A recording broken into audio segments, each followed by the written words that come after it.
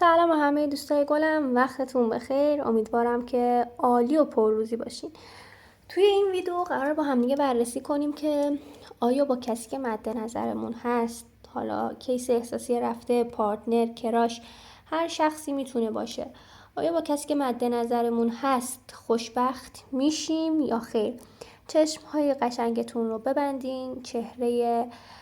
کیس احساسیتون رو تصور بکنید و تصور بکنید که سر سفره عقد با این شخص نشستین و لحظه‌ای که دارید به هم دیگه بله میگید و دارید پیمان میبندید که تا آخر عمر کنار این شخص شاد و خوشبخت زندگی کنید رو تصور کنید و تا آخر این ویدیو با من باشید. بریم که ببینیم آیا خوشبخت میشید یا خیر. خب، چیزی که برای شما عزیزان روی این فال داره نشون میده، کسی که براش نیت کردین بهتون علاقه داره و شما رو دوست داره، به لحاظ ظاهری، به لحاظ جنسی براش جذاب هستین. حتی توی فکر این هستش که یک خواستگاری خیلی خوب، یک خواستگاری خیلی باشکوه از شما داشته باشه.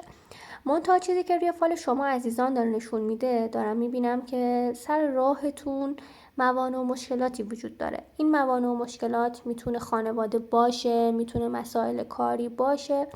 و عمده مسائلی رو داره نشون میده که باعث کندی روند رابطتون ممکنه بشه.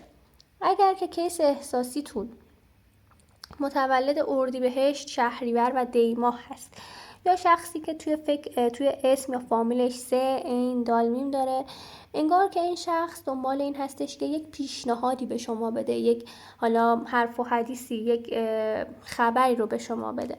حالا ما میریم ببینیم که این خبر چه خبری میتونه باشه. این خبر نمیبینم که حالا خیلی خبر خوب و خوشحال کننده ای باشه. یعنی داره نشون میده که این شخص درسته که بهتون علاقه داره، ولی انگار که به خاطر یک سری مسائل و یک سری پیشنهادهایی که حالا میتونه پیشنهادهای کاری باشه که به این شخص میشه، ممکنه این شخص نتونه خیلی بهتون توجه کنه و باعث کندی روند رابطتون بشه و رابطتون بخواد کات بشه، یک برهه‌ای اصلا.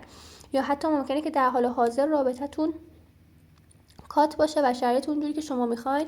پیش نره. ولی خب هر چیزی که هست، به خصوص دوستانی که کات هستن، داره براشون نشون میده که از سمت این شخص براتون تماس و پیام وجود داره، ولی نمیبینیم که حالا فعلا این شخص خیلی توی فکر جدی کردن این رابطه باشه یا خیلی توی فکر این باشه که روند ارتباط رو حالا جدی کنه یا مثلا تکلیف این رابطه رو بخواد مشخص کنه. به خصوص برای اردیبهشت، شهریور ماهی‌های عزیز، اردیبهشت دی و شهریور ماهی‌های عزیز داره نشون میده که خیلی چشم انتظار هستن، چشم انتظار این که این شخص تکلیف رابطه رو مشخص کنه، راه و مسیر رابطه رو براتون مشخص کنه و خیلی دنبال این هستید که ببینید که آیا با این شخص میتونید یک رابطه خوب و پایدار داشته باشید، آیا با این شخص خوشبخت میشید یا خیر. برای شما عزیزان داره نشون میده که روی 6 وعده آینده یک سری دیدارهایی بینتون اتفاق میفته که روی این دیدارها براتون رد و بدل شدن هدیه، سورپرایز رو دارم میبینم و داره برای من نشون میده که از سمت کیس احساسیتون برای شما عزیزان خوشحالی افتاده. حتی ممکنه که این شخص بخواد تکلیف رابطه رو مشخص کنه، بخواد بهتون حلقه نامزدی بده یا حتی بخواد اقدام کنه برای خواستگاری از شما. ولی یه مقدار این شخصی که براش نیت کردین رو آدم خسیسی دارم میبینم، آدمی هستش که خیلی اهل خرج کردن نیست، یا اونجوری که مد نظر شماست حداقل ممکنه که خرج نکنه یا توقعات مالی شما رو برآورده نکنه. ولی روی 6 وعده آینده دیدار دارید و نسبت به این رابطه‌ای که دارید خیلی دلگرمتر و خیلی امیدوارتر میشید و به طور کلی روی این دیداری که حالا با هم دیگه دارین یک سری حرف و صحبت هایی دارید که این شخص قصد و نیت جدی خودش رو بیان میکنه، قصد و نیت ازدواجی خودش رو بیان میکنه و بیان میکنه که چقدر شما رو دوست داره، چقدر به شما علاقه داره و دوست داره که کنار شما بمونه. منتها نیاز داره که اول تکلیف خودش مشخص بشه و بعد برای این رابطه یک تصمیمی بگیره و به خاطر این موضوع ممکنه بعدها از زیر بار این حرف‌هایی که روی 6 وعده آینده به شما میزنه بخواد شونه خالی کنه، بخواد مسئولیت حرفاشو قبول نکنه، بگه که من کی بهت قول دادم، من کی بهت این حرفا رو گفتم. و این موضوع برای شما ممکنه خیلی سنگین تموم بشه.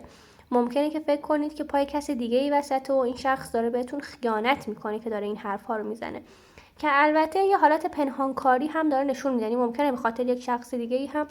بخواد این حرف و صحبت ها رو به شما بزنه. چون که من کیس احساسیتون رو کلا دارم یک شخصیت مودی میبینم، یعنی از این دسته از آدم‌هاییه که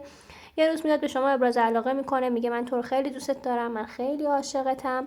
و یه روز انقدر گرم با شما برخورد میکنه که شما حس میکنید خوشبخت‌ترین شخص روی زمین هستین، و یک روز از شما فاصله میگیره و تمام حرف‌هایی که روز قبل زده رو فراموش میکنه و حس میکنه که فکر میکنید که همه اون اتفاقاتی که افتاده اصلا در قالب یک خواب اتفاق افتاده. و کلا شخصیت مودیه، خیلی نباید روی حرف‌ها و قول و قرارهای این شخص حساب باز کنید. حالا با توجه به این شخصیتی که من دارم میبینم، بستگی به خودتون داره که بخواین با این شخص ارتباط رو ادامه بدین و بخواین ببینید که آیا میتونید باش خوشبخت بشید یا خیر. ولی کیس احساسیتون به لحاظ ظاهری، بازم میگم مسائل ظاهری خیلی براش مهمه، ظاهر و استایل، تیپ و قیافه، هیکل، این قبیل مسائل خیلی براش مهمه و اصلا یکی از دلایلی که انگار شما رو پسندیده و به سمت شما اومده همین مسائل هست. این هستش که استایل خوبی دارید، قیافه خوبی دارید، مثلا بدنساز خوبی هستین و براش جذابیت ظاهری دارید، براش جذابیت بصری و جنسی دارید. و کلا میگم جدای از مسائل اخلاقی، مسائل ظاهری و مسائل جنسی خیلی برای این شخصی که نیت کردین براش مهم هستش و حالا خیلی دنبال این قبیل مسائل هست. شما رو خیلی شخص قوی و مستقلی میدونه، دوست داره که کنار شما بمونه، میدونی که شما شخصی هستید که میتونید ازش حمایت کنید و میتونید باعث بشید که این شخص هم در کنار شما رشد بکنه و به آرزوها و اهدافش برسه. یعنی در کنار مسائل ظاهری، مسائل مالی هم براش مهمه. حالا یا خودتون خیلی آدمی هستید که دستتون به دهنتون میرسه و شخصیت پولداری دارید، یا خانواده پولداری دارید، یا شم اقتصادی قوی دارید. مجموعه این عوامل باعث شده که این آقا یا این شخصی که براش نیت کردین بخواد که کنار شما بمونه و نخواد شما رو از دست بده. چیزی که روی فالتون برای من داره نشون میده تأثیر یک خانومی که میتونه توی اسم یا فامیلش چ ق ب داشته باشه روی فال دارم میبینم که داره نشون میده که این شخص خیلی سعی میکنه روی مسیر ارتباطیتون براتون ناراحتی و مشکل ایجاد کنه. سعی میکنه که حالا دروغ بگه، تهمت بزنه، سعی میکنه که باعث ناراحتی و اعصاب خوردی روی مسیر ارتباطی شما دو نفر بشه. هم میتونه رقیب باشه، هم میتونه شخصی از خانوادهش باشه. ولی چیزی که روی فال شما عزیزان داره نشون میده، اگر که شما بتونید این مسائل، مشکلات رو پشت سر بگذارید، این مودی بودن شخصیت مد نظرتون رو پشت سر بگذارید، این دروغ و تهمت هایی که حالا بقیه میان میگن و زیراب زنی هایی که بقیه پشت سرتون میکنن رو پشت سر بگذارید، اینکه کیس احساسیتون موانع و مشکلات کاری و مالی داره و بعضی وقتا اصلا از زیر بار حرفایی که خودش زده شونه خالی میکنه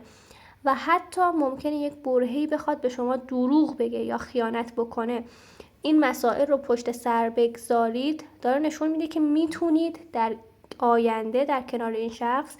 به خوشبختی و سعادت برسید و میتونید حالا باش تشکیل خانواده داشته باشید و حتی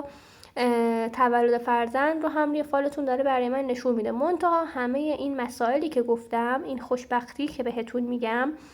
مستلزم این هستش که شما در کنار این شخص بمونید و حالا مجموعه این عواملی که گفتم رو تحمل بکنید که کار هر کسی نیست این شرایط سخت رو تحمل کردن. حتما نظراتتون رو داخل کامنت برای ما بنویسید، پیج ما رو سابسکرایب کنید، این پست رو لایک کنید و برامون کامنت بذارید. دوستتون دارم. خدا نگهدار.